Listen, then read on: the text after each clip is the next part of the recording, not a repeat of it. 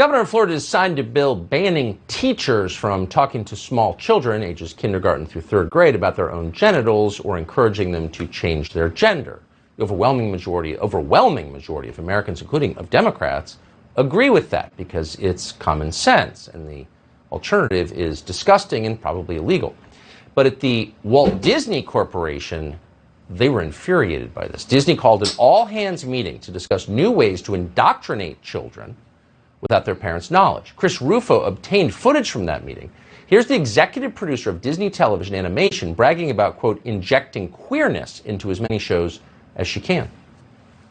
Our leadership over there has been so welcoming to my not at all secret gay agenda. I don't have to be afraid to let's have these two characters kiss. Let's in the background. I was just wherever I could, just basically adding queerness to if you see anything queer in the show, I'm proud family. But I just was no one would stop me, and no one was trying to stop me. Okay, so here's Disney's diversity and inclusion manager explaining that the company will no longer use the words boys and girls. Watch. Last summer, we removed all of the gendered greetings in relationship to our live spiels. So we no longer say ladies and gentlemen, boys and girls.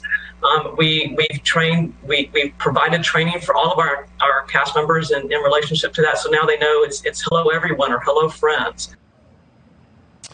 Degendering your children without telling you.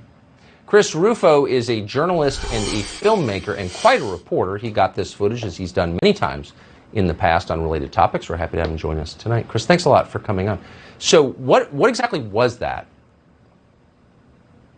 So this was an all-hands meeting in response to Governor DeSantis' legislation where Disney had assembled their LGBTQIA activists that they've set up within the company. And they said that they're deliberately trying to take programming that goes from even ages 2 to 7 years old and inject queerness into that programming. They're trying to really make all of their programs this left-wing gender ideology compatible. And they're even doing something, I think, that is at the height of hypocrisy. At the same time, they're falsely accusing Governor DeSantis of implementing a don't say gay policy, which is not true at all. They were systematically and simultaneously telling all of their park employees to eliminate the words ladies, gentlemen, boys, and girls. They're projecting onto the governor what they themselves are doing. We've caught them on tape, and the evidence is damning. So they have a sexual agenda for 6-year-old children. So right there, you think, well, you would think that's illegal in some way. It's certainly immoral. It's creepy as hell. And yet, they're the country's leading purveyor of children's programming. That's a problem, no?